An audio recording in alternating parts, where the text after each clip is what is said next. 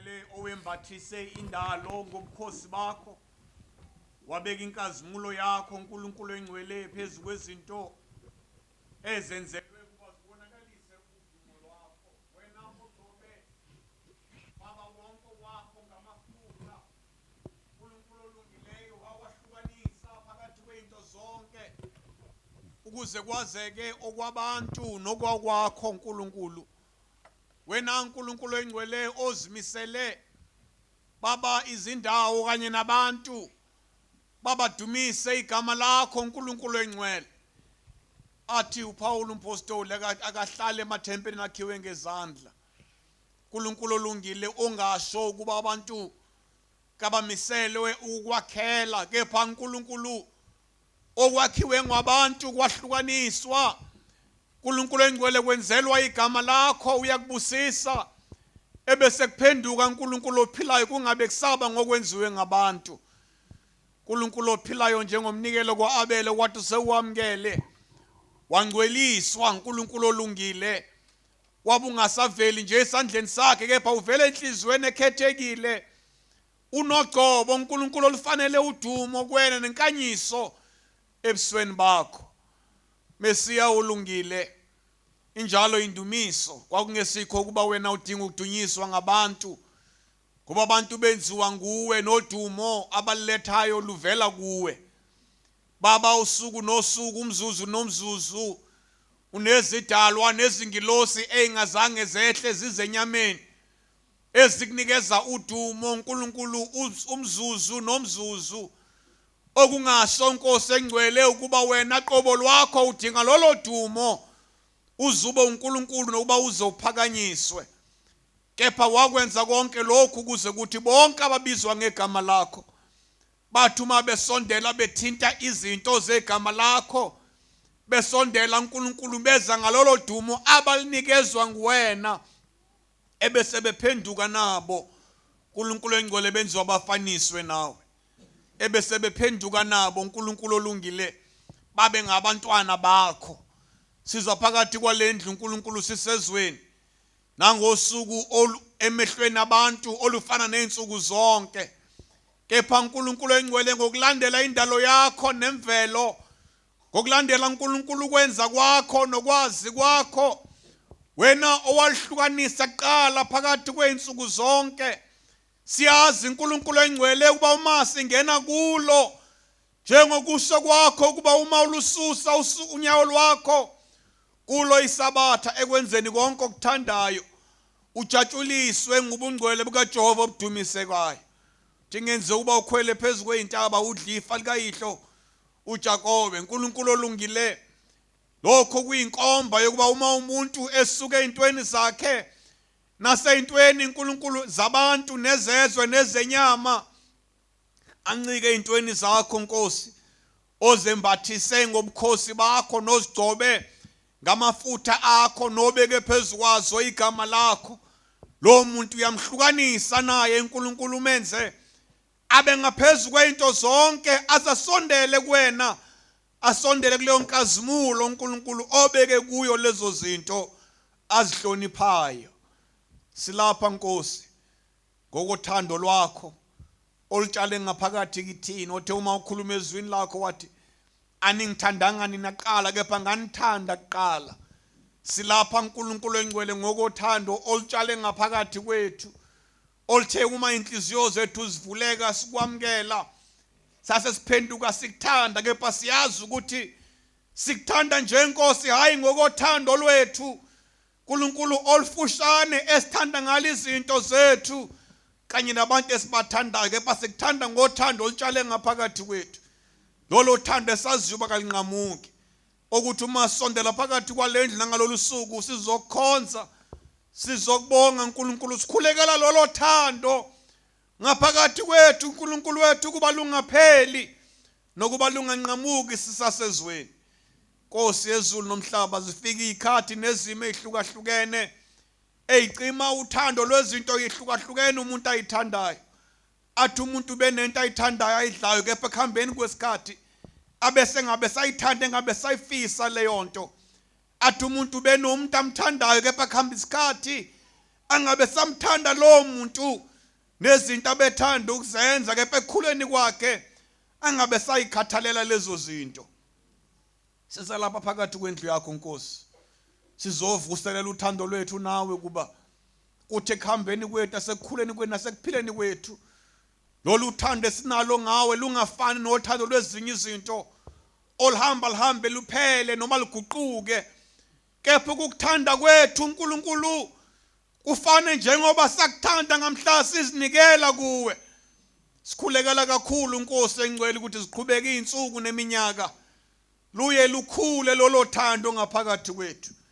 Kuthi uma siyasondela ekupheleni kweinsuku zethu, kuthi uma sibheke emuva sikhumbula izinto ozenzile empilweni zethu nasemnyakeni yokuphila kwethu, ebese luya lukhula lolo thando Nkosi.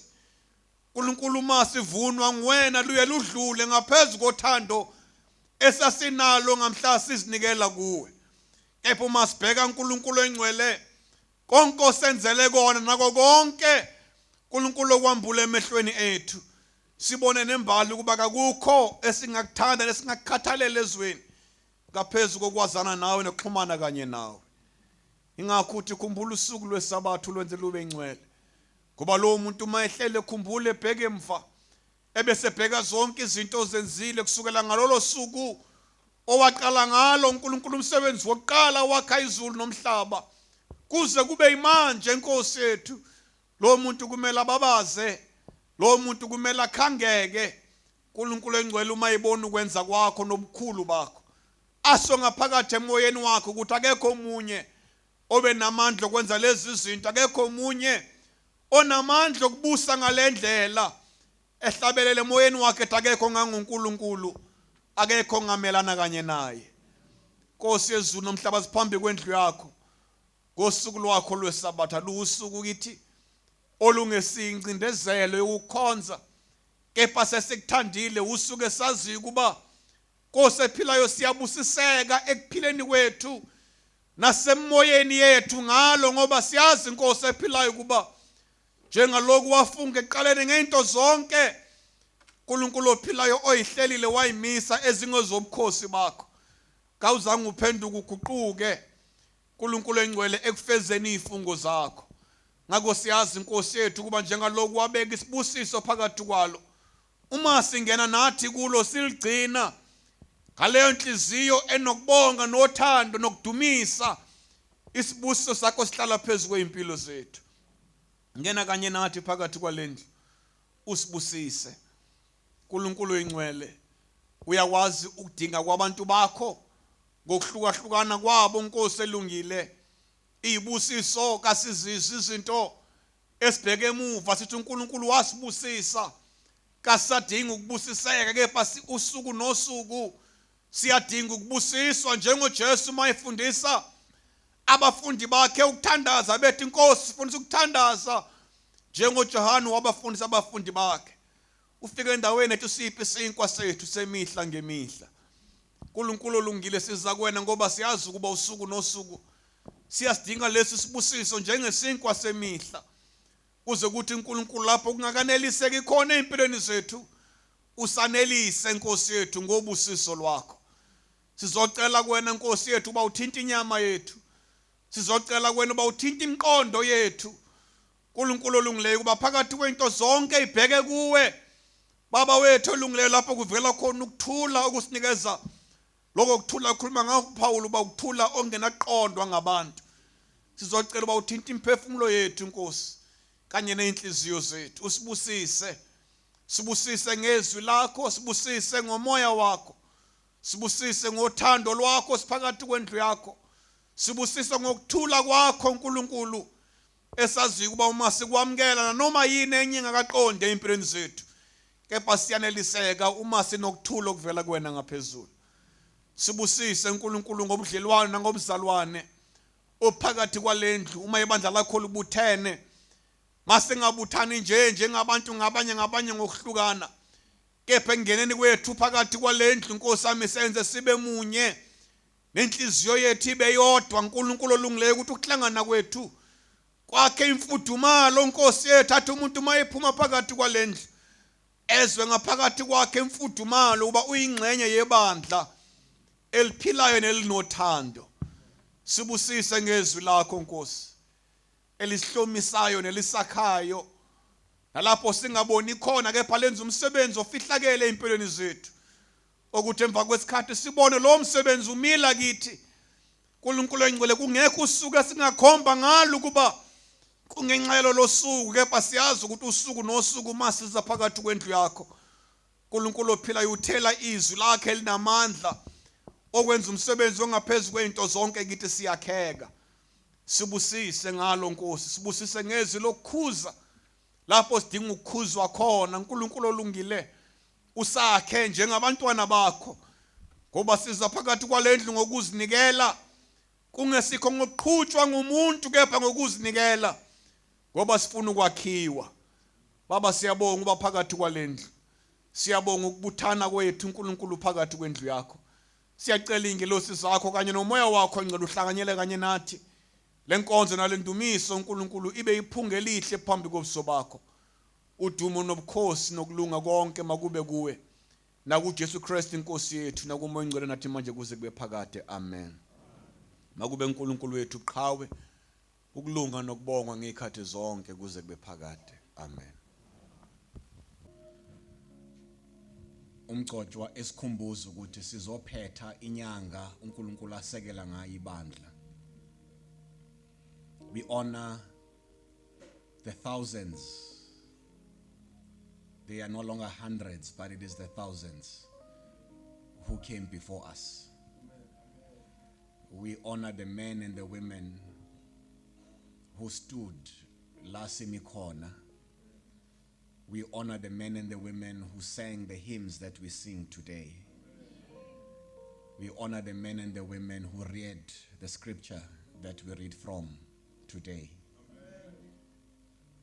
We honor the men and the women that preached, that witnessed, that prayed. We honor the men and the women ababehlangana kulendlu, holding on to the faith that gives us life namhlanje. And sisonga lenyanga uNkulunkulu asungula ngayo ibandla. We recognize ukuthi we have been given this time, this opportunity, this period esiphila phakathi kwayo, for a period, for a season. Kodwa iyadlula. Ithi mayidlula abasizwile nabahambe kanye nathi baqhubeke benze njengoba senza. And therefore namhlanje it is not about us. Namhlanje it is not about me. Namhlanje it is not about you. Namhlanje it is not even about the many faceless and even nameless people abangena baphuma phakathi kwalendlu naphakathi kwaleli bandla. Namhlanje it is about the enduring word of God. Ukuthi bonke labo abangena baphuma phakathi kwalendlu nabangena baphuma phakathi kwaleli bandla bakwenza lokho ngegama lalo ophilayo namhlanje. And so uma sisekhona uNkulunkulu asasigcinile, kungumsebenzi wethu uqinisela kukhona abantu abakha amagama abo. I read something izolo that made me stop. And of course, ziningi izinto esizifundayo kulezi insuku because of the availability of information that now and again will challenge you. And so I read something izolo, and I will paraphrase because I wasn't planning to recite that exactly. Kodwa something along the lines of kubo bonke abantu who are in leadership in particular. Uthi lo bhalayo, one day in the office that you are sitting in and on the seat that you are seated on, there will be another person who will present to the board or to the exco a strategy, and he will term that strategy as correcting the mess and the mistakes that were made by previous leadership.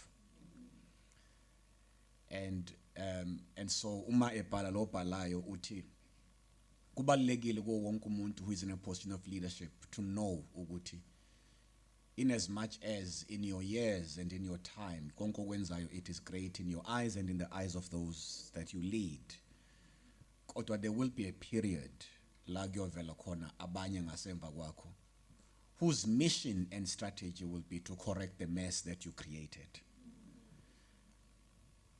And I suppose the truth in that is kukho konke esikwenzayo kakhulukazi uma sakha amagama ethu, sakha our legacies, we are bound to make a mess.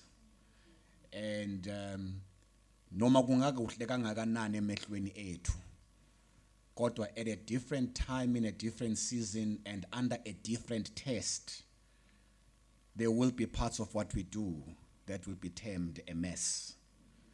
And it will be somebody's duty to correct and fix that mess. And the call, kuko konke lokho, it is to work and lead and live with humility, ngokuzithoba, knowing ukuthi we have been given a time, a period. It is not about us, it is about the enduring word of God. Ngithatha leli thuba ubonga phambi kaNkulunkulu kuma phambi kwenu, ngibingelela abagcotshwa, ngibingelela izikhonzikazi, ngibingelela amalunga, ngibingelela abafundikazi nababonisi, ibandla lonke likhona phakathi kwendlu kaNkulunkulu. Amen. Ngibonga uNkulunkulu ongiphele lithuba lokuzohlangana kanye nani kule nkonzo yeSabatha nakulolu suku olubaleke kangaka kithina sonke nasebukhosini bukaNkulunkulu. Ngiyathanda ukuthi ngiqale ngokuthi I'm here to correct a mess. A mess that was not created by someone else, but a mess that I created. Because bengila eThekwini just over 2 weeks ago, ngize ngomunye umsebenzi. Now ngangize ngomunye umsebenzi obalulekile ke wenkonzo, kodwa ngokuthanda, ngoba ngiyanithanda nangokuthanda ibandla, ngase ngithi ke ayi ngoba ke ngisengivakashele ngala ange ngihambe ngiyobona abazalwane eThekwini ngidle nabo iphasika. So it was my intention ukuba kanye nani ngizodla iphasika la ngokuqala kwalenyanga. Umsebenzi kaNkulunkulu ke kwenye inkathi awuhambi ngendlela esithanda ngayo and awuqondi ngendlela esisuke sifisa ngayo. So ngangize ngisemkhankasweni omkhulu wokufunela inkonzo indawo. It's been years, but kulonyaka ngeke ngithi kuleminyaka emibili there's been a huge and intense effort being put into searching for indawo zebandla. And ngineyikhathi engiza ngazo la eThekwini kwenye inkathi kungazi umuntu, where I come to view properties eindaweni ehlukene kakhulukazi in the Midlands. And so ngalelo Sabatha ngangize la to view a farm in the Midlands, and my appointment was ngeSabatha ekseni. So we delayed because the extent of the farm esasizoyibona inkulu kakhulu, and there were a lot of conversations esabanazo. And I was going around the farm ngigqoke ezimhlophe ngoba ngangize enkonzweni. So I need you to understand that ukuthi it was not a false alarm okanye ngangikhohlisa. I was fully planned and intending, but ngokunicabangela sasuka mbonambe ngangihamba naye, I think sadly eMaritzburg it was almost ihora lethoba sesibuya, and must approach Marine Hill Pavilion kwase kuya kwingxenye ihora lethoba. So I said to him, angiboni ukuthi kungakuhle ukuthi ngiqhubeke ngenkonzweni ngoba uma sifika lapha kube sekuyiquarter to or almost ihora leshumi, and I know ukuthi there will be expectations, and I also feel ukuthi it will be unfair ebandleni ukuthi ngifike ebese begcina bephoqele ukuthi bahlala inkonzo ize ibe yinde ngenxa yokuthi ngibambekile. So asale siqhubeka siye kokunye ngangiya kukho singabe sayi so ngangisave nina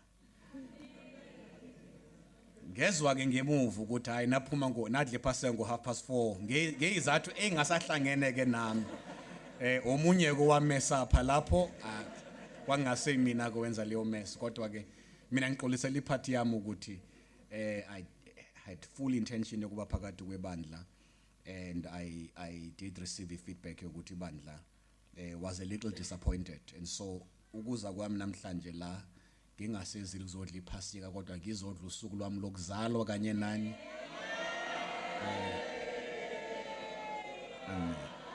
ukulungisa leyo mess ukuze kungafika omunye akhokhobe bese ethi ngizolungisa le mess yalo ngafikanga ukuthi asengikhona ke mina so ngcono ngiyilungisele le mess ngisokhona ukuthula abazalwane na ngithe ngihlezi la ngilalele amazwi onke ekhulunywa ngibonga amazwi sukela inkonzo ivulwa kumnumzana uMthembu ngibonga kakhulu amazwi asiphe wona okuvula inkonzo nakumgcotshwa osamukele ngithe ngilalele amazwi ashunyelwa ngase ngikhuleka ngathi inkosi ngicela ungenze ukuthi ngikhulume nje kubantu ngingashumayeli ngoba sekushunyayeliwe ngikhulume nje kodwa amazwi ngoba kufanele ngikhulume kodwa esinye isizathu esenza ukuthi ngithi angizokhuluma ngizokushumayela mangibonile kuyashunyayelwa la ekhaya ngihlezi ngizwa ngomndeni okhona ukuthi hey bahlala bengincomela I think basuke beqonde ukungiheha ukuthi ubokuvakasha ngoba bayangitshela bathi hey akuve kukhonzwe emlazi kuyagcwala ethempelini kancane nje bathi hey kuyagcwala ethempelini abantu bahlala bahlale ngaphandle eDebisini khona isabathe ngatshelwa ngalo kwathiwa bekusukuma iyouth inqakisana chasisela ngoba umoya engcwele obathembe simani ngasho mani ngachaseli nizofa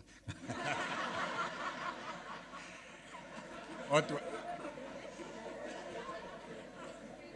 ngiyayithola njalo ifeedback kuthiwa kuyashunyayela ngendlela ukuchazwa ngayo kuthiwa amalunga sesibona amandla umgcotshwa so ngithe mangihlezi la ngilalele kushunyayela ngiyeza cha ngiyayazwa ke nami kuyashunyayelwa la kuyashunyayelwa goli ngibona uJudge Mutawu Judge welcome and thank you I know he's here to honor this and honor my birthday I know and so thank you kunabantu abangithanda kakhulu njengabantu abaningi abangithandayo thank you and welcome kuyashunyayelwa eJohannesburg nakhona kodwa ngithe ngilalele la ngiyezwa kushunyayelwa ngenye indlela kodwa ikhona isign engiyibonile yangitshela kuyashunyayelwa la kushuthi kufanele ngivame ukuza ngoba ngithe uma ngibheka ngithe mangibheka ipulpit yami ngayibona iclean ikhomba ukuthi ayikho busy ayisebenzi le ayinalutho ngithe mangibheka leya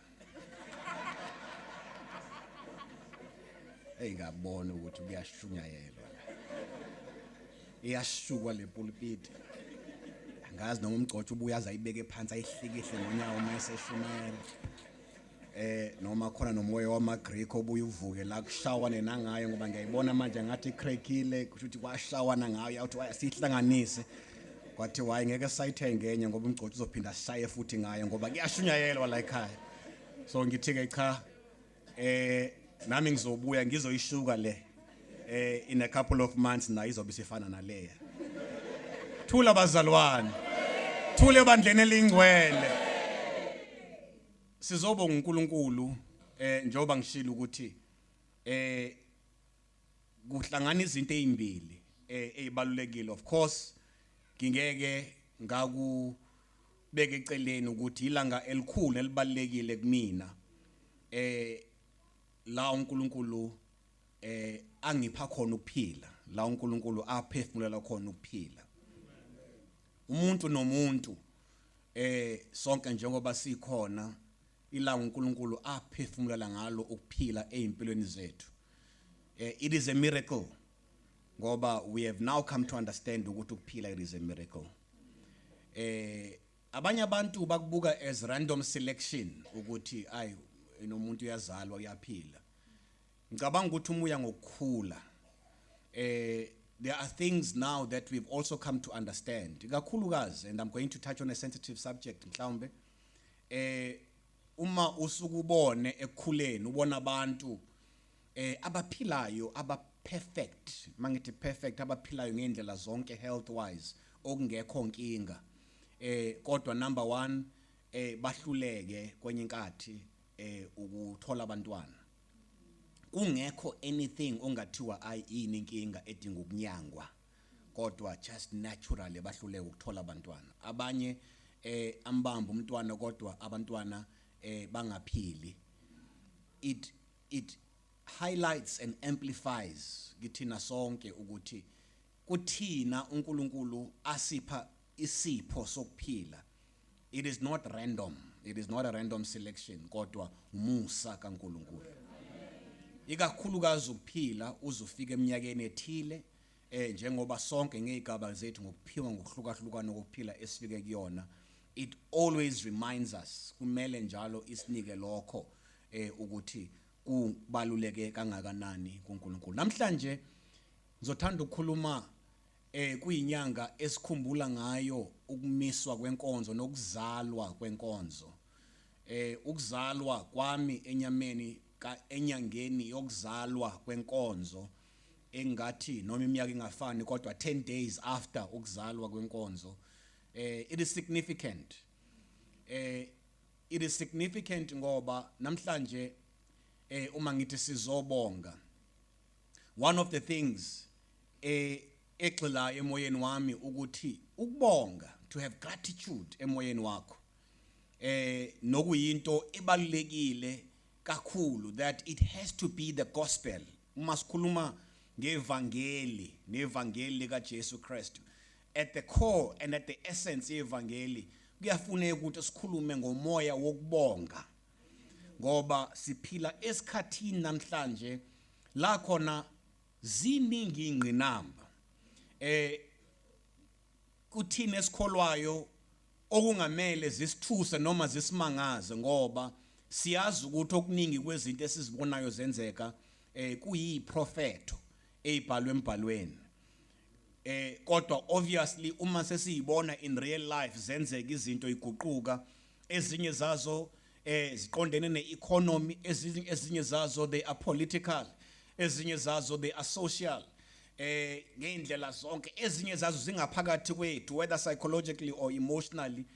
Kodwa uma izinto ziguquka sibone ukuthi zenzeka asina control phezu kwazo, kuyafuneka ukuthi leli vangeli nalo moya wokubonga uye ugxile phakathi kwethu ngoba uma ungenawo lo moya wokubonga, the spirit of gratitude, kulula ukuthi ube nomoya wokukhononda.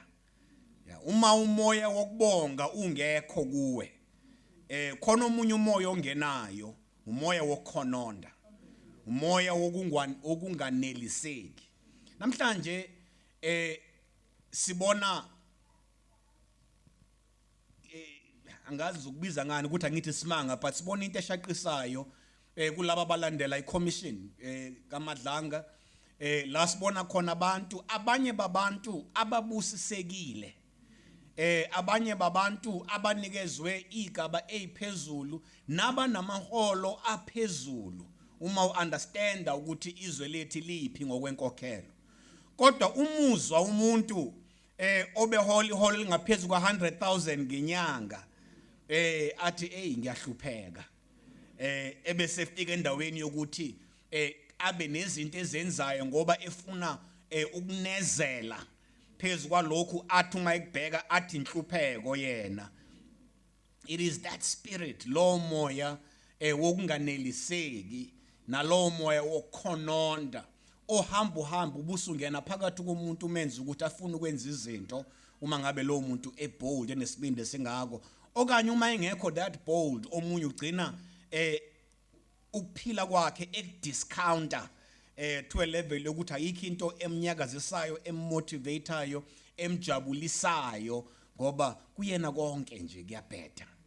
And so ukuba negratitude phakathi kwethu, it is not into nje kodwa it is the true gospel. Now ukuba nokubonga, gratitude, enye yezinto engiyiphawulayo ukuthi it is not an emotion.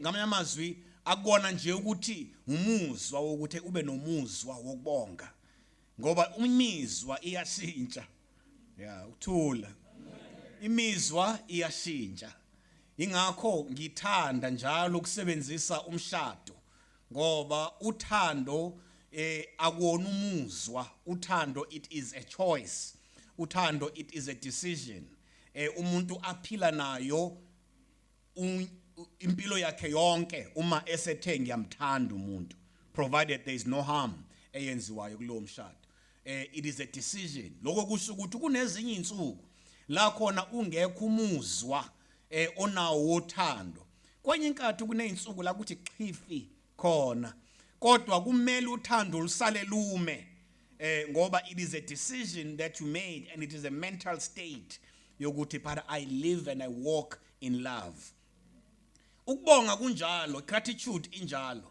it is not an emotion ngoba uma it is an emotion ngalezo ikhathi nangalawo ma seasons nangalezo insuku la khona izinto zingahambi khona ngendlela yethu nangendlela ebesihlele ngayo kulula ukuthi siphelelwe ngokubonga ebese sithi hayi konke kuyabheda uchithe konke ngoba ngalolo suku noma ngaleyo season akuhambi ngendlela obuthanda ukuthi kuhambe ngayo. And so the gospel of gratitude is cemented in our minds. The gospel of attitude is, the gospel of gratitude is cemented in what we choose to remember. Yini esketa ukuyikhumbula. That is where the gospel of gratitude is cemented. Uma ufunda incwadi yehlabelelo 77 ngithole ngibambe ngizwe umama uMthembe efunda kamnandi ngase ngithi cha ngizocela ukuthi nje kusale sekuba wena ongifundelayo inkonzo yonke iziyophela. That is my gift namhlanje ngicela simthabele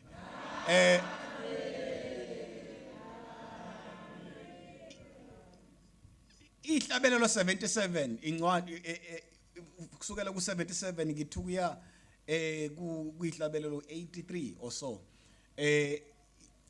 ihlabelelo lezi ngoba uma sikhuluma ngencwadi yezihlabelelo kuba sengazi ukuthi zonke ezikaDavid, but when you understand and when you read kunehlabelelo ezinye ezabhalwa ngabanye zaqoqwa zisencwadini eyodwa yezihlabelelo ihlabelelo zikaDavid ngoba zehla ngesikhathi sokubusa kwenkosi uDavid. Lesihlabelelo ngizofunda ku 77 isihlabelelo lesi somprofeti uAsaph omunye wabaprofeti omunye wabapriest. He was a Levite owayesebenza eseva ngaphansi kukaDavid, and he was a worship leader, so wayephiwa ukuhlabelela naye ihlabelelo zakhe ngoba zayingaqhutshwa nje ukubona kwakhe kodwa wayenomoya kaNkuluNkulu zifakiwe ngoba kunezifundo ezithile okumele sizifunde. Now this was a man owayephiwa isipho number one musically esahlukile, and he participated ekudumiseni and in worship. Not only that, he became a leader ekudumiseni ngoba wayenesipho sokudumisa. Number two, wayengeyena umuntu nje phakathi kwebandla kaIsrael kodwa wayengumlevi. Now we understand historically ukuthi bangobani abalevi, abendlu kaAaron, and so they were set apart. And in being set apart, number one, kwakunesithembiso phezu kwempilo yabo. Leso sithembiso esasibonakala sisebenza noma siphila ngezikhathi ezithile. Hallelujah. Leso sithembiso sasibasebenzela ngezikhathi ezithile, babona imisebenzi yaso, bazisho bathi singabendlu kaAbraham, abakaAbraham noma bathi singabalevi ngoba kunezinto ezibonakalayo neziphathekayo ezikhomba ubulevi babo. Kodwa kunezikhathi ezinye ababephila kuzo la khona kwakuba sengathi lesithembiso asisebenzi, sibe sikhona ngoba uNkulunkulu ngamhla ethi indlu kaAaron indlu yabalevi akabuyanga guquka futhi. Ngakho ubulevi babo nama benefits obulevi ayehleze khona noma kuyabonakala noma akubonakali, noma kuyabonakala noma akubonakali, kodwa ukuthi bangabalevi kwakuhlezi kukhona. And thirdly kulokho kunama privileges ababenawo esizweni nasembusweni kaNkuluNkulu they were so inherent kubona ukuthi asegazini ubulevi busegazini nenzalo yabo ithi izalo abazalwa bengabalevi ngoba there are certain privileges ababenawo uNkulunkulu afunga ngawo ngamhla when he founded the movement okanye the sect yokuba ngama-Levites phakathi kwendlu kaNkulunkulu. So he was not an ordinary person. Wayengena umuntu nje phakathi kwabantu. He was a leader ephiwe ukuhlabelela kahle, and he was recognized and influential. Number 2, he came from a sect yabantu abakhethekile bakaNkulunkulu. Number 3, he was a prophet. Wayenomoya kaNkulunkulu wokuprofetha eseva ngaphansi komprofeti kaNkulunkulu ngaleso sikhathi uDavid.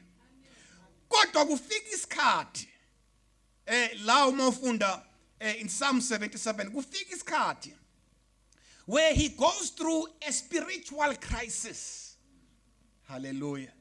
Now it's not something that you would expect ukuthi shunyayelwe ngelanga elinjengaleli. But kubalekile to go back and say na noma sifike esikhathi, the reason perhaps, let me say, the reason sigubha insuku ezibalekile kithi, noma ngabe usuku lokuzalwa, noma ngabe usuku lokuzalwa kwenkonzo, and all the days esithi zibalekile, we honor those days and we remember those days ngoba siyazi ukuthi when we don't, kufika ikhathi and seasons la khona kuba khona icrisis empilweni zethu noma empilweni yebandla. In a time of crisis kungenzeka lo muntu ongenayo inkolo yokubonga nokwazi ukuthi uNkulunkulu wenzeni, afika endaweni la afika khona uAsaf athuma efika kuyo, cela ungizwe emzalwane, wathuma efika kule ndawo kukhona ingozi, there is a danger ebakhona uma uNkulunkulu ekunikeze isipho sokuba yi-influencer. This man was an influencer through his gift of music. He was an influencer. So konke okungaphakathi kwenhliziyo yakhe kuphuma ngomlomo wakhe. Kuthi uma kuphuma ngomlomo wakhe kuthinta indlebe nenhliziyo zabantu musically. Number 2, he had a position, a status njengomlevi, which meant ukuthi he was a figure phakathi kwabantu. A prominent figure phakathi kwabantu, okusho ukuthi konke okwenzeka empilweni yakhe kunikeza abantu isithombe esithile ngaye nalo uNkulunkulu athi ukholwa kuye. Okwesithathu, he was a prophet, and so as a prophet it meant ukuthi izwi lakhe, you know, umprofeti akona nje kuphela, ngikhuluma ebandini kamoya, akona nje kuphela ukuthi uma ukhuluma umi ngomoya uthi kusho namandla kusho umoya ngcwele la izwi lakho lithatheka khona. Uma umprofeti izwi lakho olukhulumayo noma ungamile ngomoya linesindo, linesindo. Ingakho bethu abantu umuntu omdala ekhuluma uma ethi uNkulunkulu akubusise, umuntu omdala ngoba akasakhulumi nje kodwa ukhuluma ngomoya othile. Uma ethi uNkulunkulu akubusise, lelo zwi liyabopha. Kumele uNkulunkulu akubusise ngoba ukhulume, and ngizoboleka ngithi ukhulume umprofeti, ngiyaboleka. Uma kodwa futhi eqalekisa, uyaqalekisa ngoba ukhulume into yabopha ngoba kunomoya othile oqhubhayo. So uma umuntu engumprofeti enomoya kaNkulunkulu wokuprofeta athi akhuluma ngawo esendlini kaNkulunkulu, uma eqhubeka ngalomlomo ekhuluma okunye ngaphandle, lelo zwi liyaphila ngoba it is the same person uNkulunkulu amsebenzisayo noma emengomoya noma engekho emengomoya. Ukuthule ebandeni elingcwele kuyezwakala engikushoyo. So uAsaf wayenalesi status, ngakho konke akushoyo ngithi ke there is a danger yokuthi uma ungekho lo moya wokubonga njalo njalo, ebese kuthi uma ngena lo munye umoya, umoya wokukhononda, umoya wokunganeliseki, ebese uvama. Angibuyele kwi-commission. It's the second or third commission enkulu eqondene ne-corruption phakathi kwezwe lethu isifundisa ukuthi uma icorruption iqala phezulu kulabo abanikezwe the positions of influence, kulabo abanikezwe the prominence, the status, kulabo abanomoya woprofeta hayi spiritually kodwa ngokukahulumeni okuyibona abaqophayo ukuthi kwenzekana ukuthi i-direction ekumele sihambe ngayo yipi. Uma bona bengenwa yilowo moya wehlela kuthina sonke njengoba siubona ungena naseyindaweni besingacabanga ukuthi ungangena kuzo ngoba usuka phi, suka kwabanikezwe indawo. Na uma ke uJesu esinika indawo njengoba esinika indawo esinikeze status esinikeze igama esinikeze umoya esinikeze isipho, kubalekile ukuthi inhliziyo zethu zibe sendaweni efanele ukuze kungaphenduki kube yithi esi-influencer abantu nesizwe ngendlela engesiyo le uNkulunkulu asibeke kule ndawo wasinika lo moya for the purpose of. Ngicela ngifundele ugijime nayo ngoba angiqondile kuyona bengidlula nje kodwa ngifuna ukunika just a sense ukuthi kwenzekane kulensizwe. Psalms 77 qala ku verse 1.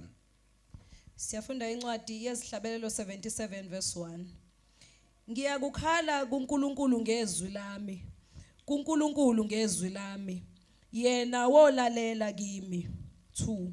Ngosuku lwenhlupheko yami ngafuna inkosi, isandla sami selulwa ebusuku singaphumuli, umphefumulo wami wala ukududuzwa.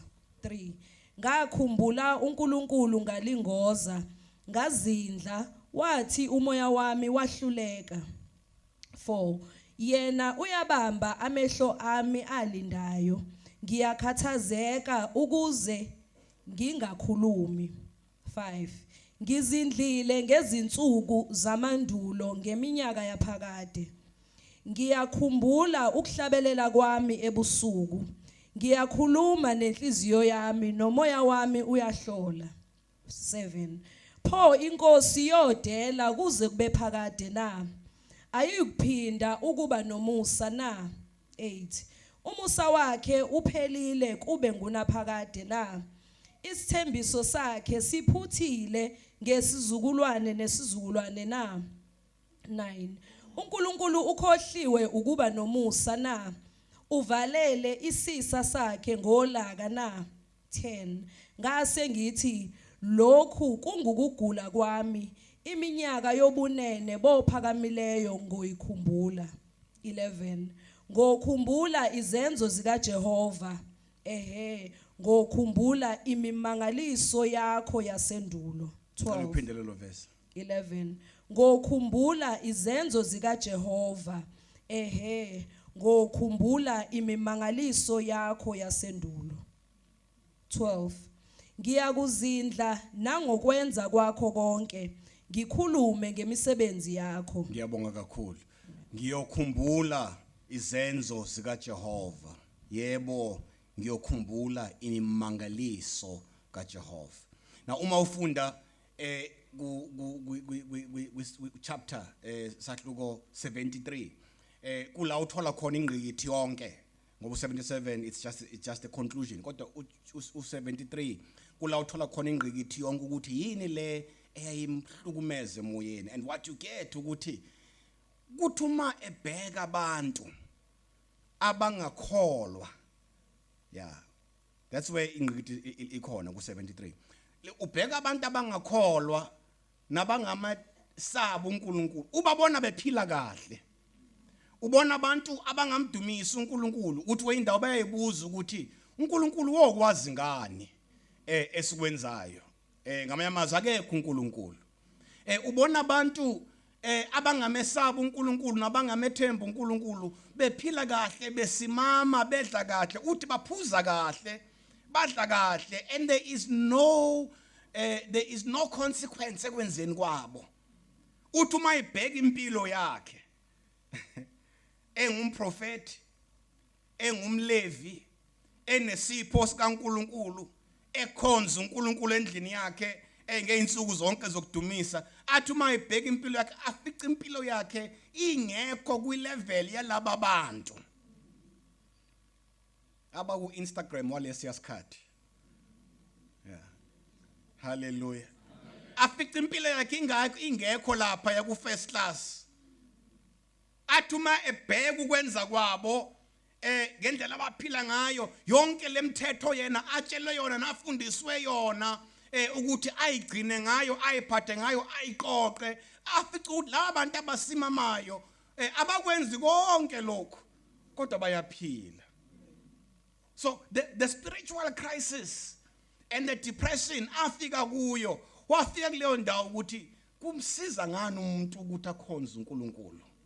Kumsiza ngani ukuthi umuntu alandelele yonke lemthetho esafundiswa ngayo uma kanti abantu bayakwazi ukuphila bengakwenzi konke lokho. Uma uyifunda leyo ncwadi ku73 uthi ngasekugcineni ngangena endlini kaNkulunkulu. Ngangena endlini kaNkulunkulu uthi ngaqonda isiphetho sabo. Ngaqonda isiphetho sakho konke lokho ukuthi okay. Yeah, kungenzeka kuqhubeke konke kahle. Uthi kodwa egcineni uNkulunkulu wangidlalela the Future Madlanga Commission engaseza ukubanjwa la eyobanjwa le. Uthi ngabona isiphetho sabo bonke. Laba kade ngibancoma, laba kade ngibathanda, laba kade ngibahalela ukuthi engathi ngingaphila njengabo.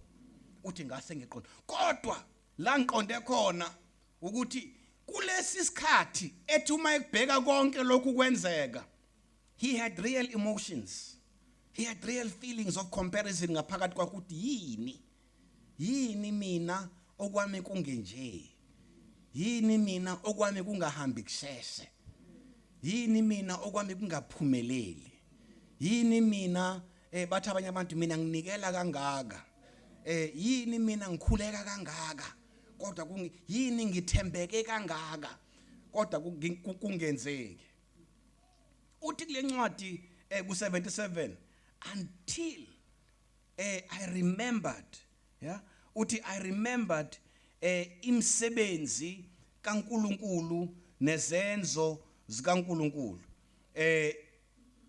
nemangaliso ayenzile ngaphambili. Ngakhumbula izenzo zikaNkulunkulu, yebo ngakhumbula nemangaliso ayenzile ngaphezulu. Ngazindla ngalokho konke uNkulunkulu akwenzile. Yikona okwambuyisela endaweni yakhe ukuthi azazi ukuthi hayi noma bangaphila ngale ndlela kodwa angibanga umlevi nje ngoba kuyigama nje kodwa kukhona uNkulunkulu akwenza. Abathi abantu mangiboleka ngithi kukhona uNkulunkulu asigcaba ngakho spiritually okungefane nokungefaniswe nokwalabo bantu namhlanje ngithi mangibabheka ngithi baphila kangcono. Ukhona uNkulunkulu akwenzile ohambweni lonke lozalo nezizukulwane zakithi. So he had to go back and think about that ukuthi kunezinto uNkulunkulu azenza, nazenza kokhokho bethu, nazenza kwabangaphambi kwethu, nazenza empilweni yami even kuleyo minyaka aye kuyo ekumele ngizikhumbule ukuthi uma kufika isikhathi la ngingeneliseki khona kodwa ngikhumbule ukuthi hayi akubanga nje njalo khona la uNkulunkulu engisuse khona. Isikhathi sokukhumbula nesikhathi sokuzobonga njengoba ngila namhlanje ngizobonga usuku uNkulunkulu aphefumula ukuphila kimi ngalo, ngizobonga inyanga nesikhathi uNkulunkulu aphefumula ukuphila ngaso ebandleni. It is a season of stopping and saying I'm not concerned about iminyaka ezayo ngoba angiyazi. Yabona abantu bathi uma bekubongela ngosuku lokuzalwa bathi sikufisela. Uma bebheka iminyaka ezayo yifiso.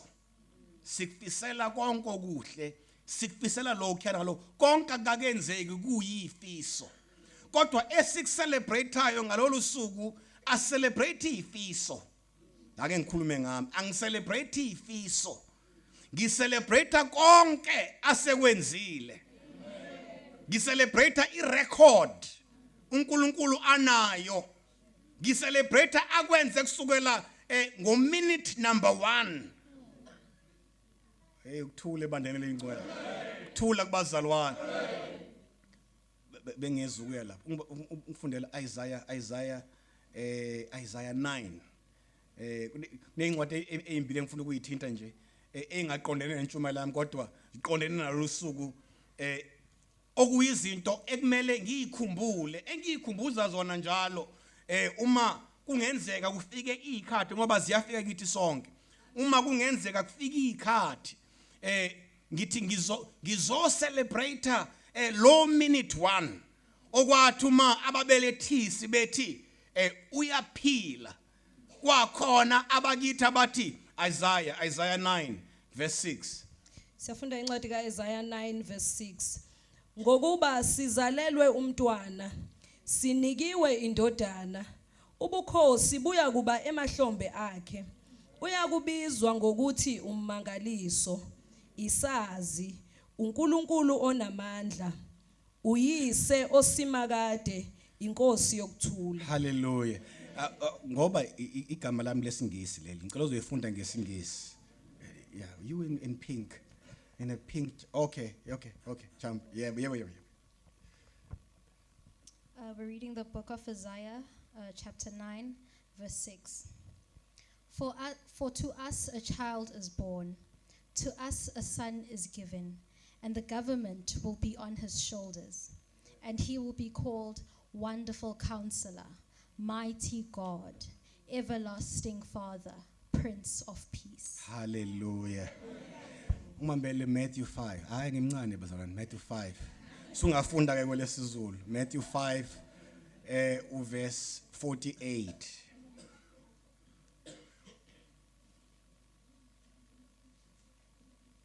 Siyafunda incwadi kaMateyu 5 verse 48. Yeah. Phelelani njengoyihlo osezulwini uphelele. Hallelujah. Awiphinde. Mateyu 5 verse 48. Phelelani njengoyihlo osezulwini uphelele. Hallelujah. Bengidlula nje lapho bazalwane ngithi uma kufika ikhathi la khona izinto zingahambi ngalendlela ocabanga ukuthi kumele zihambe ngayo. Kodwa kumele ukuthi uma kufika usuku olunjengalolu kukhona umoya wokubonga ngaphakathi kwakho. Uthi kodwa uNkulunkulu wenzani empilweni yami? Ebese ubheka irecord kusukela ngominute 1 okwathi uma betshelwa ukuthi uyaphila ukhalile kwavuka uIsaiah 9 kwavuka uMatthew 5 bathi simetha ngalamagama ukuze kudunyiswe uNkulunkulu. Ebese ubheka irecord kaNkulunkulu ngithi ukubonga umoya wokubonga it is not an emotion. Umoya wokubonga usemqondweni wethu it is about memory ukuthi in the 46 years wenzeni uNkulunkulu empilweni yami. Wenzeni uNkulunkulu empilweni yami.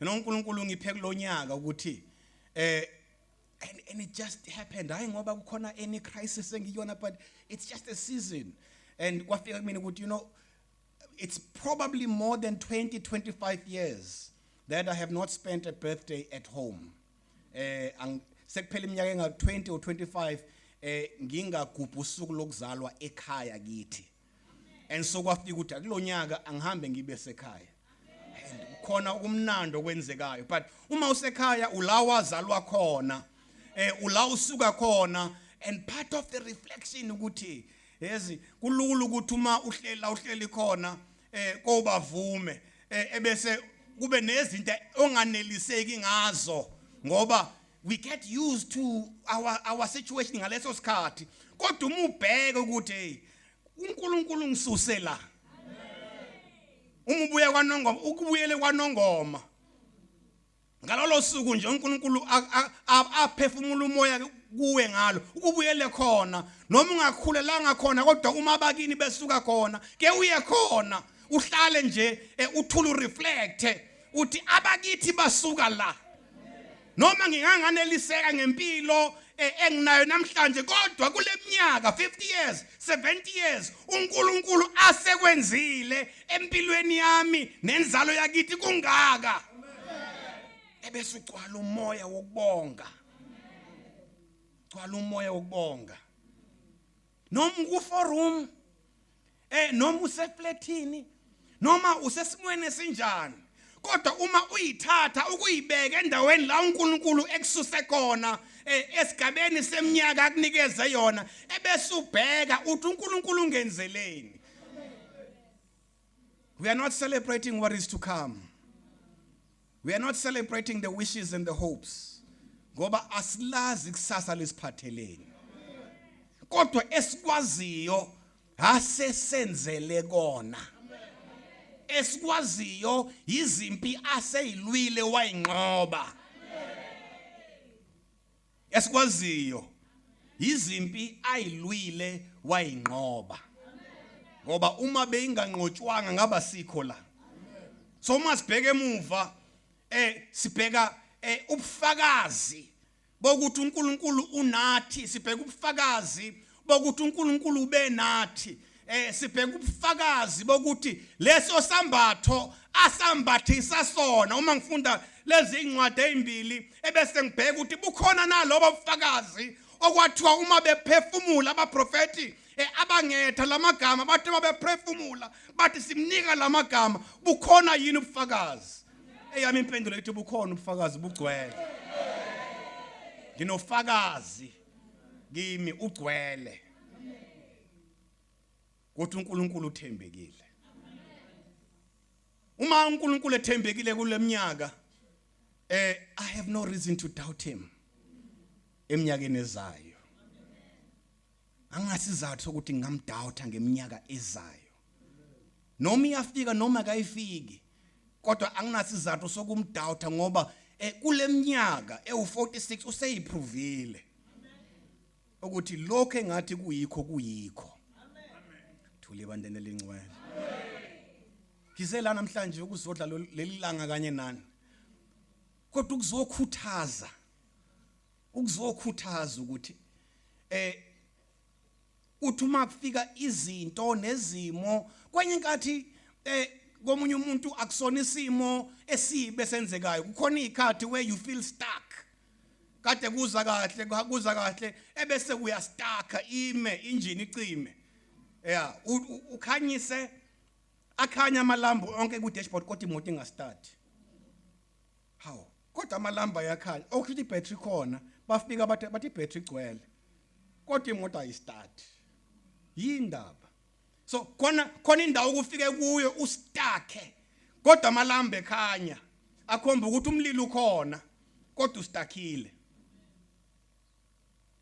wenze njani uba njengoAsaf ubona abanye bedlula obashiyele kude sebekudlula ukuthi awubengihamba kahle bengiphambili kakhulu laba bantu lapha kodwa napa sebengidlula ubona abanye beshushuluza ubona abanye bekubheka lapha noma uyama uthi hayi engikwaziyo yabona ngiyamthanda umuntu othi siku freeway sijahile sijahe khona bambene ithule asitake ku freeway angatatazela vele abeke nje itriangle yakhe akhululeke alindu ngiyamthanda lo muntu ngoba what can you do uma usitake ku freeway ngoba thina abanye esingenasihe sithi iqukulu ibeke eceleni sifuna ukudlula thina now yini ozoyenza so lo muntu oba calm kuleso simo ukuthi ngila koze kufika usizo but I'm stuck in the middle of the highway there is nothing I can do lo muntu othemba uNkulunkulu uba with that sense of peace uma enokubonga ngaphakathi kwakhe ukuthi well bengijahe endaweni ethile bengicabanga ukuthi ngalesi sikhathi empilweni yami ngobe sengilapha ya bengicabanga ukuthula bayingcwele sonke njengoba ngila nami nginezinto bengicabanga ukuthi ngalesi sikhathi ngobe sengilapha kodwa ngila but ngikhulekile ngibeka itriangle uyeza omkhulu uyeza omkhulu uyeza omkhulu uNkulunkulu nomsa uyeza omkhulu uyeza omkhulu uyeza omkhulu uNkulunkulu nomsa. Hallelujah. Hallelujah. Hallelujah. Make triangle yakho now uthi awuyeza. I've called for help. I've called for help and I received a response uyeza. So abadlulayo dlulana. Akho into engizoyenza. Akho into engizoyenza ngoba uma ngathi ngenzani ngizolimala. Kodwa ngila okumele ngibe khona. Kodwa uma ngibheke emuva konke asekwenzile kuze kube manje. He has been faithful. Ngibambele amaKolose, Colossians 2.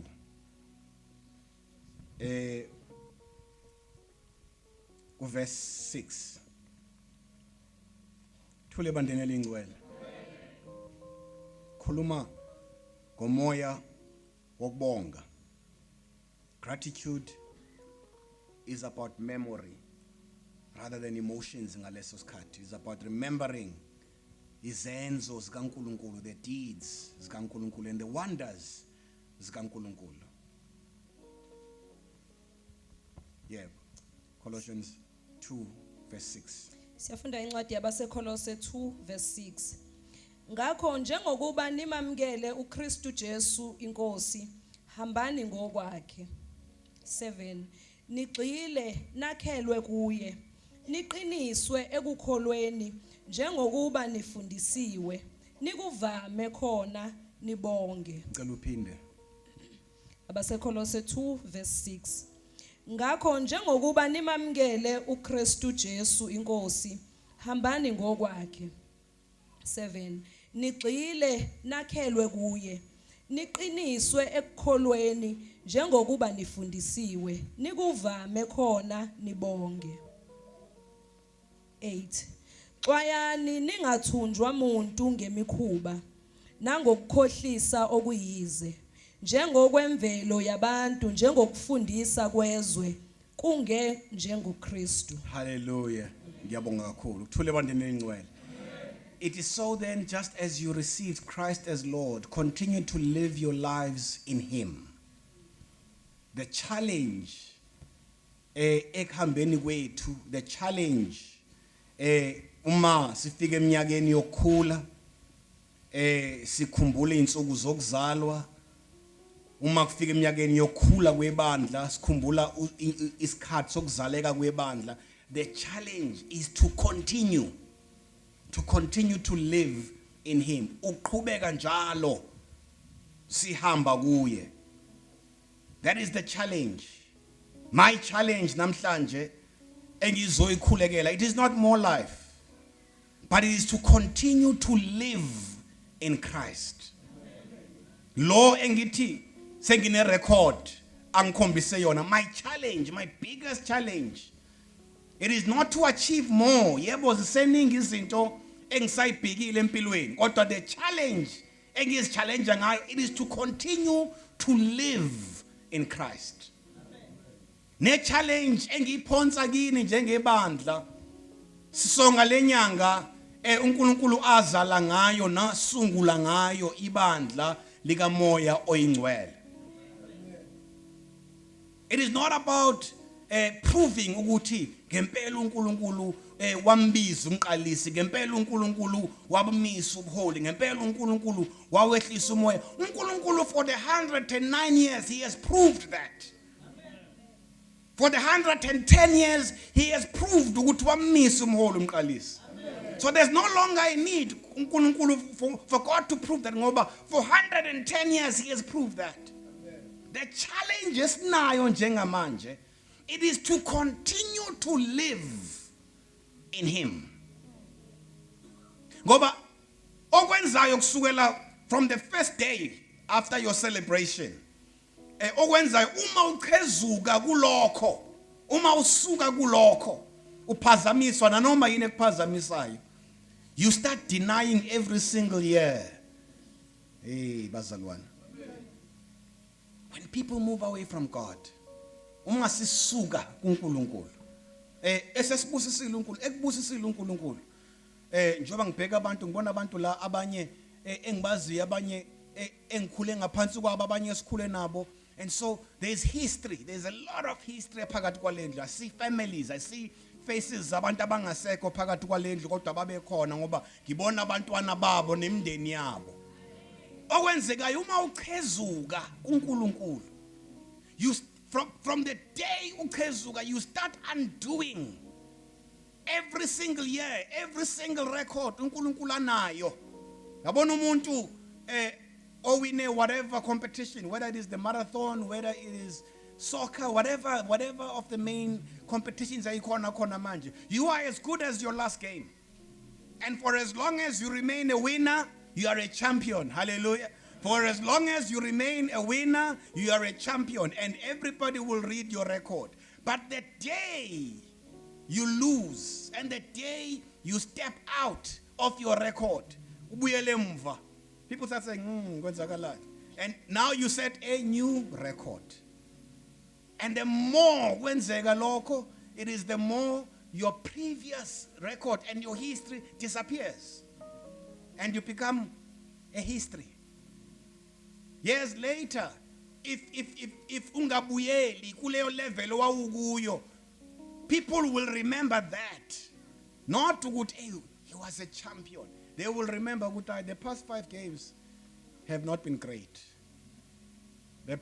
Mina ngivukanga ngo 3 a.m. a couple of days ago, because ngisakhumbula Mexico. So I was like, I'm not doing that. I'm not waking up at 3 a.m. Thanda kakhulu ubuthongo ngizobona ama highlights. Because I had memory of what happened 2 weeks ago. People start writing you off. But it's not about people. Heaven starts writing you off. Heaven starts. So Paul uthi, now, kuko konke lokhu, see to it that just as you received Christ, just as you received Christ, just as you were born in Christ, just as you received the Holy Spirit, see to it that you continue to live in it. Ngamanye amazwi, lokhu owazalwa ngakho, qhubeka nakho, uphile nakho. Ngithanda ukuthi uma sizalwa noma when we are conceived, uma siqala siba yihlule, sasingumoya.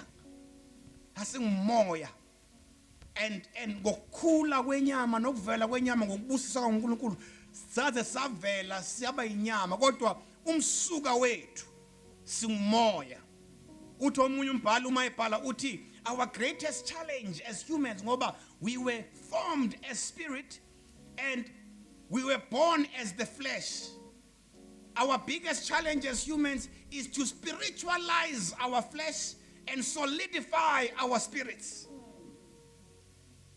The biggest mastery that we need to reach, njengabantu, and you will know what you've reached your full journey spiritually, is when you accomplish spiritualizing your flesh. Ngamanye amazwi, uyenze inyama yakho ibe ngumoya, ungabuswa yiyo, and usolidify umoya wakho ube ngumzimba oqinile. Then you've reached your destination. But it is a daily task esikuyo ukuthi Nkosi bulala inyama yami, uqinise umoya wami, bulala inyama yami, ngoba ngazalwa ngingumoya. Uthi Paul, njengoba namamukela kuJesu, qhubekani njalo niphile kuye. Uthi rooted and built up in him. Rooted and built up in him. Ngamanye amazwi, there is a confirmation yokuthi uma uzelwe sikhuluma ngebandla, uzelwe kuKristu, you have roots. Ngamanye amazwi akukukhula uma impande zakho zingagxilile kulokho yikho. One of the things that I'm learning as I grow older, and kuyisibusiso ukukhula. Of course I worry about getting to 50, because mangibona abantu abano 50 plus abangimotivate kahle. Angakambona u50 plus la inkonzweni ongimotivateayo ukuthi angibaboni kahle, ake nizame ngenye indlela bo 50. Yeah, ngoba uma ningenzi asizi lapho. Umuntu o50 fanele kubonakala ukuthi life is uyi-teenager. Now, but one of the things at least I appreciate ngokukhula, you or at least I speak for myself, you are less about, yes, I mean, I don't want to seem like I no longer have ambition. I've got great ambitions. But I'm more confident in who I am than in who I want to be. When I was 30 or in my 20s, you know, we are not confident. When you are in your 20s, awuzethembi. You know, you put up a front yokuzethemba kodwa khona nje ngaphakathi kwakho ongaso kahle. Ubona noma ehamba ukuthi ale ayikho lento, you know. Kusho uma wakhe athi ayikho lento. But you have so much faith in the future. You have so much faith in something that is not there when you are young. And of course, that is about being hopeful. Uma ufika eminyakeni ethile and I'm not there yet. Ngiyasondela kuwe kodwa ngiyakuzwa ukuthi khona. You become more rooted and confident in who you are. And you have more pride in your identity. Angize nyezi, angizibuzi, ngiunzuza, ngiumahlobo, ngingumZulu, ngingumAfrika, ngikholwa, ngilento ngiyona. And so I have no illusions about anything else engaba yiyo. Ngaphandle kwale engiyiyo. Konke kunye kuzayo kuzonezela ngaphezulu kwaloko engiyikho. And of course, as you grow more into who you are and you love who you are. But that speaks about the roots. That speaks about, so umunye umuntu okwenye phase ye life njengamanje ngabe mhlambe use restaurant ethile phezulu, and of course that's important too kumnandi nako lokho. But I find comfort in just being at home with family ngoba I'm rooted. Akhonto enye ngifuna ngaphandle. Kumnandi ngaphandle but kuyathokozisa kakhulu ekhaya. What Paul is ministering to the church, ukuthi as you grow spiritually and as you continue to live and as you continue to add more years, as siya ku 110 years njengebandla next year, siya ku 120 eminyakeni ezayo, as uNkulunkulu eqhubeka esinikeza more record yokuthembeka kwakhe, and as we continue to win njengebandla, we need to remain rooted. Impande zingaphumeli ubala kodwa impande ziloku zikhona ukuthi singobani. Ngiyalithanda leli bandla lasibona amandla ngoba ngingase Johannesburg ngingakuphi kodwa leli bandla lingibuyisele impandeni zami ukuthi ngingubani ngisukaphi. And it's grounding. And so part of growth and sustainable growth is to remain grounded. To remain grounded. Akhathali singaphumelela kangakanani. It is to remain grounded. Grounded and built up. Ngoba into iyakheka inyuke engithe ngesinye isikhathi ngikhuluma ngathi uNkulunkulu uyanezela ama levels thina kodwa lokho akwethembile uNkulunkulu wethembe the foundation. Ayakhile ukuthi iqinile, isekelekile, izokwazi ukumela konke okunezelwayo. Angathi uNkulunkulu enezela empeni zethu kodwa zibe ixega impande zethu. Akathi enezela kukhula kuyaphezulu kodwa zibe iqinile impande zethu. That is my prayer for myself.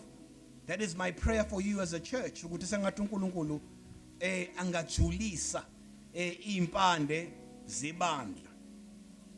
That you may be strengthened in the faith as you were taught. Ngamanye amazwi Paul uthi kunezinto enafundiswa zona eqaleni eziyimbewu okumele nithi niyanikhula niqiniswe ekholweni ngalezo zinto enafundiswa ngazo eqaleni. Ingakho mayiqhubeka lapha ku verse 8 uthi see to it that no one takes you captive through hollow and deceptive philosophy. Kungabikho umuntu oniphazamisayo nondidisayo ngemfundiso ze neinganekwane neinkohliso nezinto ezingesizo lezi zika Jesu kodwa ezincike kakhulu emfundisweni zabantu. Eyiphi indlela esingavimba ngayo umoya wokunganeliseki nomoya wokukhononda. Ukhumbula ukuthi uNkulunkulu ngubani. Keep it in our minds. But secondly, it is to not buy into the philosophies neinganekwane zabantu abayikhulumayo. Ukuthi hayi makwenze uma ungenza ukuthi ngawukuthi uma ungenza ukuthi ngawukuthi. But to test those things all the time ukuthi kodwa ziseyizo yini lezi ehambisana nalokho engakufundiswayo. I attended a graduation yomunye welungu lomndeni nangehleli lapha ukonke wala ekhaya ngakho ngathi ngithabeleni. Yeah.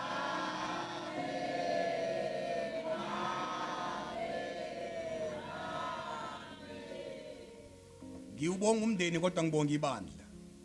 Ngibonga ibandla ngoba sikhuliswa ibandla. Ngithe ngikhuluma lapha enkonzweni kaJune 17 ngathi akuphele emoyeni wami. Angazi noma siyafana sonke yini emndenini wakithi kodwa mina ngoba uthe ilunga malikhuluma lathi ngiyamlalela umholi uma ekhuleka. Nginemkhuleko ngikhulela enkonzweni ngikhulela enkonzweni kunem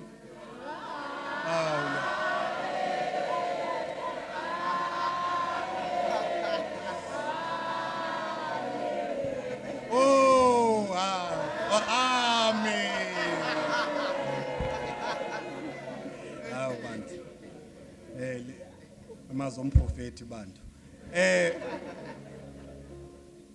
ngikhulela enkonzweni ukhulekwa kabili uma kuthandazwa bese siyasikhuleke ukuthi uma qeda ukuthiwa amen athi ohola inkonzo sibuyele emkhulekweni sikhulekela umholi sikhulekela indlu yomoya ukuthi uNkulunkulu ayigcine sikhulekela izwe sikhulekela kubale sikhulekela abaseMozambique kodwa sathi number 2 ngisuke emzinkonzo ngimncane ukhulekwa kanjalo khulekwe qedwe kuthiwe sikhulekela umholi sikhulekela indlu yomoya bese kubalwa into zonke ngafika la sibona amandla kwenziwa njalo yonke leyo mkhuleko ngiyayazi ngakho angidideki uma ngibona izinto zenzeka empilweni yakithi ngoba ngiyazi ukuthi ingakho ngithi angazi noma babona ngaleyo ndlela bonke na ngoba asiboni ngokufana kodwa ngoba ngiyayazi leyo mkhuleko ngazi nala uNkulunkulu esithathe khona singumndeni sinegama kodwa singelutho sinegama nesibusiso kodwa singelutho phakathi kwabantu ngithe mangikhuluma ngathi inceke ayikhala ethi ngibona izingane zabantu imbetha amajazi ngithi awuziphi ezami singelutho kodwa ngemthandazo hayi ingane hayi ngokuhlakanipha nokufunda kodwa ngemthandazo sila namhlanje ngithi ke ngithe uma ngiattenda igraduation yakhe ngezwe uprofessor the vice chancellor wase university wakhuluma amazwi engiwathandile uma ebakhipha ebathuma as graduates uthi as you go on and you become successful in various disciplines eniyakuzo eniyoqhubeka ngazo do not forget the principles and the values esinifundise zona kule university ikakhulukazi ethics and in everything that you do. I mean, that was the most powerful message that a vice chancellor can give to graduates ukuthi as you become successful and you will be, but one thing that you must remember, it's not the technical knowledge esinikeze yona, but one thing that you must remember, it is the values and the ethics that we taught you as part of your technical training nokuyizo enizonenza ukuthi niqhubeke niphumelele. We see it kubantu abaphumelelayo njengoba ngikhuluma ngecommission abane technical knowledge ne technical background ne experience kodwa uma bekhohlwe leyo mfundisi yoqala kakhulukazi the values and the ethics athi umuntu enolwazi lonke nesingisi esikhulu abazali bamkhokhele sona abhede njengomuntu ongafundile ngoba ngempela kafundile ulahleni the roots. So as we grow njengebandla siqhubeka siya phambili, it is not about the fancy things that we will do and we will do fancy things. It is not about the influence that we will have ezweni and we will have more influence, but it is about us being clear about what is our roots. Yini safundiswa kona qala and to be able to avoid izinto neinganekwane nemfundiso ehlukahlukene eziza ngokubona kwabantu nemimoya yabantu.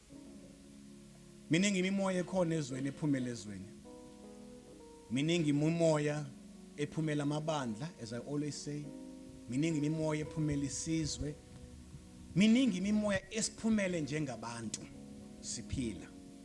And so kimina namhlanje to reach this milestone in my life, ngibonga uNkulunkulu ongivikele emimoyeni eyahlukahlukene. Abasizalayo babazi ukuthi ezweni kunemimoya. Ngabalekiswa ngalethwa la. Athi umuntu uma esekuhlakanipheni kwakhe athi umuntu wayengafihlwa kanjani endaweni esobala kwaziyo ukuthi uhlelephi. Kodwa ngangabalekiselwa nje kuphela the physical danger, kodwa it was the spiritual danger. Ngoba miningi imimoya, eminye imimoya yendawo. Ngakho uma namhlanje ngibonga uNkulunkulu ongivikele emimoyeni yonke. Ngibonga uNkulunkulu ongigcinile nogcine lezo imfundiso engafundiswa ngazo ekuzalweni kwami. Ilabo engithi ngomoya woprofeta abangetha lamagama bebonga uNkulunkulu.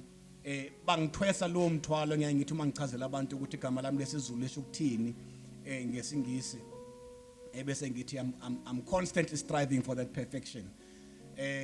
Ngibonga uNkulunkulu ongenze ngagcina konke lokho kuze kube la ngingaka namhlanje hayi ngoba kukhona engikwenzile kodwa ngingaka namhlanje ngoba imfundiso zomkhulu nogogo abangikhulisa zabazali bami imfundiso zebandla lika moya namhlanje uNkulunkulu ngokuhlela kwakhe angenza ukuthi ngilihole okwakungekho nakancane emoyeni wami nasemqondweni wami ukuthi kungayi kusasa lami lelo. Kodwa namhlanje uma ngimi la ngiyambonga lo uNkulunkulu ngoba ilezo imfundiso naleyo mkhuleko engiyishoyo engigcine ngaze ngafika la engaziyo ukuthi uma ngiqhubeka ngibambelela emfundisweni zokhokho bami nabazali bami nebandla uNkulunkulu angiphe lona ngiyoyibona iminyaka yo gogo Gumede iminyaka yomkhulu uDlamini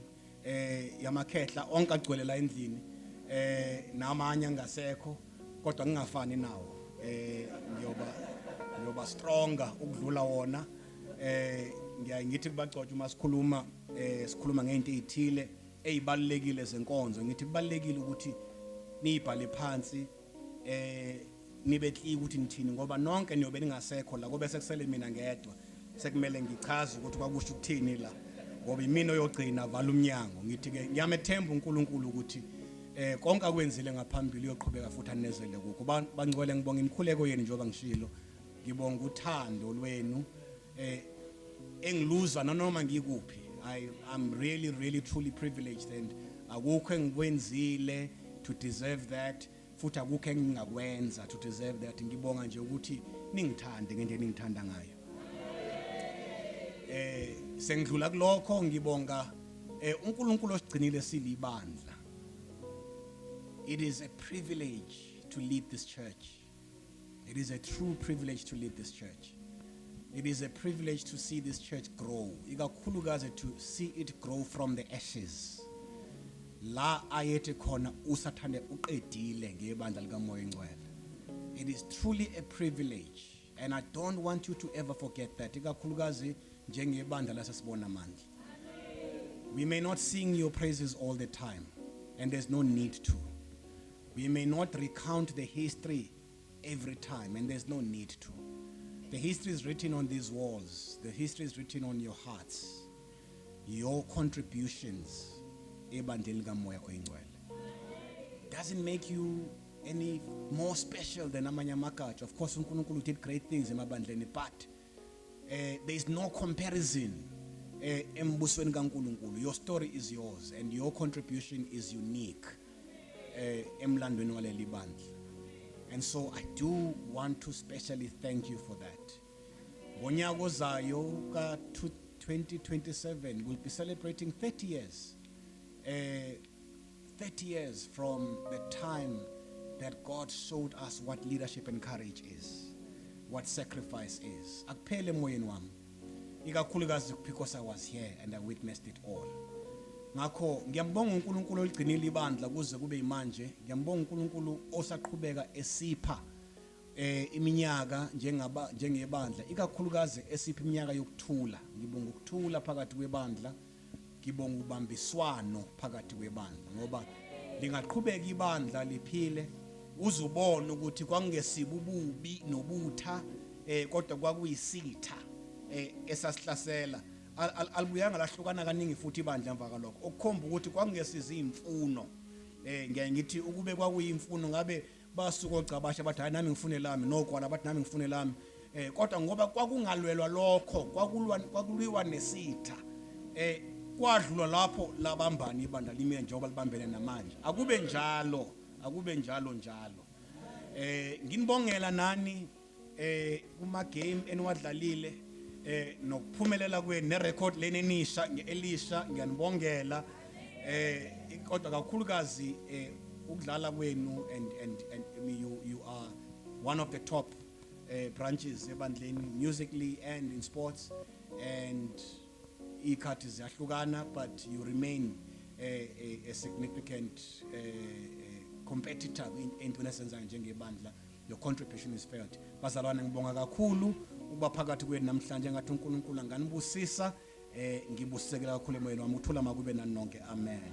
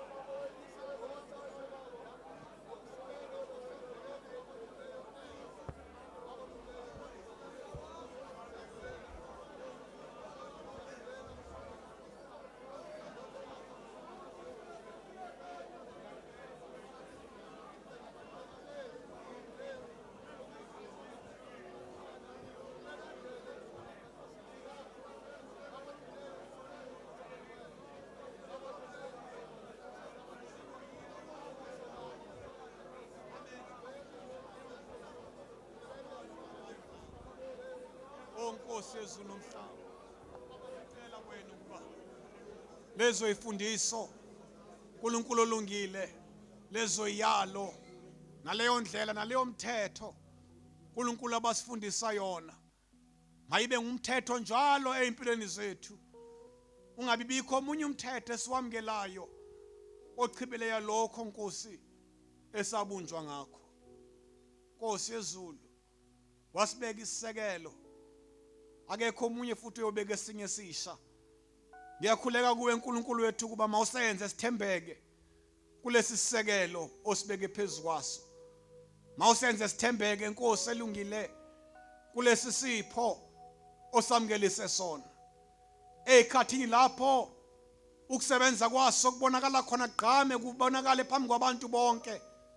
Nasekhathini lapho ukusebenza kwaso kufihlakele kungabonakali, kepha sibe ngabaziyo ukuthi isipho sakho sinathi njalo njalo. Ngalezo ikhathi lapho kungabonakala umsebenzi waso, angathi omunye umuntu asinamsebenzi.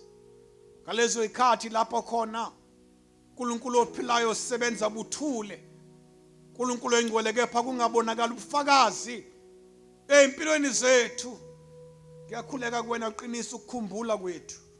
Qinisa imiqondo yethu. Bamasibheke emuva Nkosi engcwele. Sibone iminyaka ngeminyaka. Singaboni nje isikhathi, kepha sibone imangaliso oyenzile kuze kube imanje. Ngiyacela Nkosi ukuthi akube ilona namhlanje phakathi kwalendlu. Nozwa lenkonzo nalamazwi. uNkulunkulu athi mayebheka unyaka nanyaka. Noma kungenzeka sekuyiminyaka ethile manje, baba wami emile ngaboni izinto iqhubekela phambili. Kepha makungikhumbuza abone iminyaka edlulile, izizukulwane edlulile. Lapho isuse khona, lapho uyibeke khona, lapho uNkulunkulu wakhe khona. Baba wami babona isisekelo owasibekayo kusukela eqaleni. Ngizokhuleka kuwena Nkosi yethu ukuthi izimo zamanje zingabucimi ubufakazi bakho baloko senzele kona nosenzisa yikho. Iminyaka ngeminyaka uNkulunkulu wasibumba ngayo. Ngizokhuleka kuwena Nkosi baba ukuba inganekwane neinkohliso neimfundiso zalesi sikhathi nazo zonke iziboniso esizibonayo ngaphambi kwethu zenziwa ngabanye babantu uNkulunkulu abanegama nabahloniphekile ngaphambi kwethu. uNkulunkulu zingasuse emehlweni ethu lezo imfundiso esazamukela kuqala nesakholwa yizo, esabambelela kuzo zokuthi ungubani wena nokuba singobani thina. Kepha eminyakeni yokukhula kwethu njengabantu naseminyakeni yokukhula kwethu njengebandla, ngiyacela makuye gxile Nkosi yami eimpandeni zethu ukuzazi ukuba singobani. Ngoba uNkulunkulu njengokusho kombhalo esho Paul ukuba ize ngithele ngokuvama, akuyikuba khona lokho kuthela ngokuvama uma impande zethu zinyakaziseka noma uma impande zethu zilahlekelwa. uNkulunkulu engcwele yesiyikho. Kepha Nkosi ngalomthandazo ngiyacela mawuthela umanyolo nomqubo omusha ozovuselela uqinise lezi impande kithi zokholwa kwethu nokwazi kwethu, ikakhulu lezi impande zokuzinikela kwethu. uNkulunkulu engcwele ngalenkonzo nangale ndumiso mayivuke leyo mpande iphile ngaphakathi kwethu. uNkulunkulu ophilayo ukuba sizazi noma sibhekile noma silele sizazi kuba singobani, ukuthi konke okuvelayo kithina emoyeni nasenyameni nokuphumisela ngeindebe zethu baba wami kube ukufuze lezo impande nokuzishoya ukuba singobani. Sifuze lamadoda nalamakhosikazi akwethemba kwaze kwasegcineni njengolungu kuBhayi uNkulunkulu okothi egcineni noma umqondo wakhe bongasazi lutho kepha kazange azikhohlwe ukuba ungubani uba ukholwa ngubani. Mesiya wethu engcwele siphambi kwendlu yakho sizobonga konke okuhle okwenzile, sizobonga konke okuhle osibonise khona, sizobonga onke amalanga amahle, sizobonga uNkulunkulu engcwele ukugcwaliseka konke kweyiprofeto ezaprofethwa ngaphambili, sizobonga zona iziprofeto qobo lwazo ezashiwo ngathi uNkulunkulu ophilayo nezabeka isekelo kungakakhulumi umuntu kithi nangathi, kepha lezo iprofeto okuyizo zavula indlela eyingena kuphikiswa. Sizobonga kuba izwi lakho lisamile noma badlula abaprofeta bayiprofeta kopha izwi lakho lisamile. Sizobonga kuba izwi lakho liyoma uze kube phakade. Nkosi yezulu nomhlaba ngibonga ukuhlangana kwebandla, ngibonga uNkulunkulu lo moya omnandi ophakathi kwalendlu. Ligcini libandla lakho, livikele Nkosi, uqhubeke ulakhe ngako konke okusha elikudingayo, uqhubeke ulakhe. Ngikhulekela bonke abantu abasha abaphakathi kwalendlu namhlanje ngeyidingo zabo baba wami empilweni yabo baba nasekukholweni kwabo. Ngiyabacelela kuwena Nkosi yethu ukusimama, ngiyabacelela kuwena uNkulunkulu ophilayo uqhubekela phambili, ngiyabacelela kuwena iminyaka emihle nempumelelo kuko konke abakwenzayo. Ngiyabacelela kuwena ukuvikeleka emimoyeni ekhona namhlanje edungayo umsebenzi wakho omuhle owenze empilweni zabo. uNkulunkulu olungileyo ukuba bavikeleke bazazi baba ngobani. Ngibacelela isibindi lapho kufika khona uNkulunkulu umoya wevunguvungu. Ngibacelela ukuma ngokunganyakaziseki baba babe ngofakazi abaqinile baka Kristu kuze kuthi ekugcineni enqobeni kwabo libongwe igama lakho.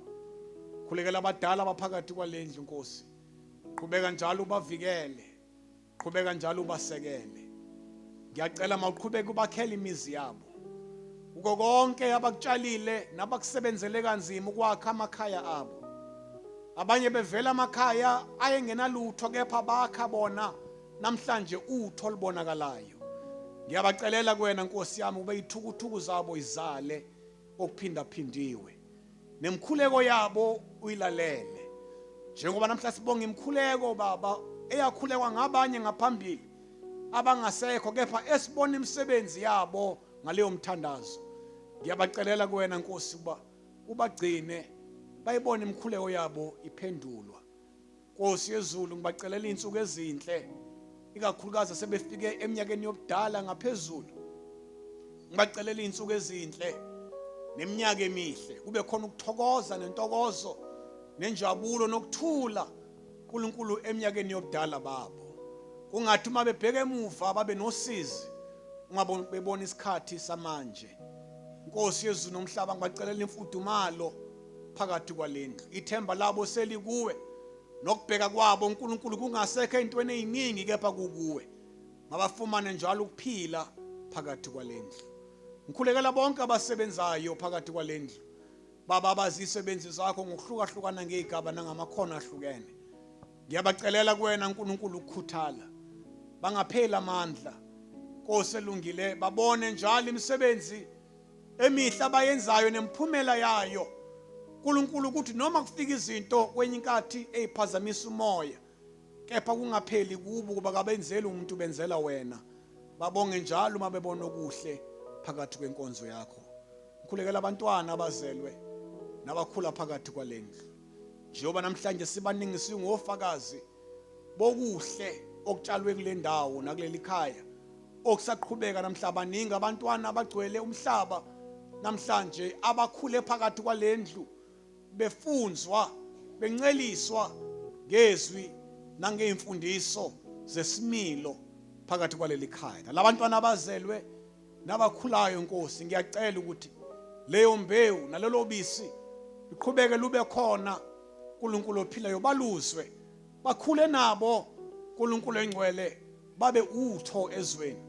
Bathi lapho babeka khona batshala khona besimama babheke emuva kuleli khaya njalo babonge ngeimfundiso zonke abazamkelayo. Gcina ibandla lakho ulisekele endaweni zonke amagumbini onke. Livikele likhulise uNkulunkulu ophilayo ukuthi konke esibeka isandla sethu phezukwakho namhlanje baba wethu namathemba ethu kukho ukwenza usivune. Udumo lonke nokubongwa makube kuwena nakuJesu Kristu inkosi yethu kuze kube phakade. Amen. Baba wethu osezulwini mahloniswe igama lakho.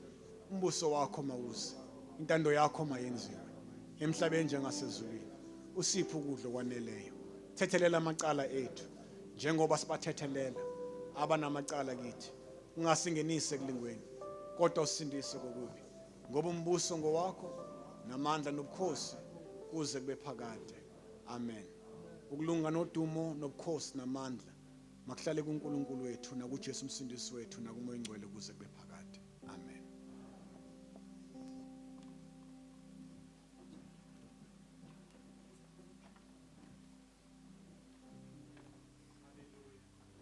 Hallelujah. Ukuthule bandene lingcwele. uNkulunkulu abusise.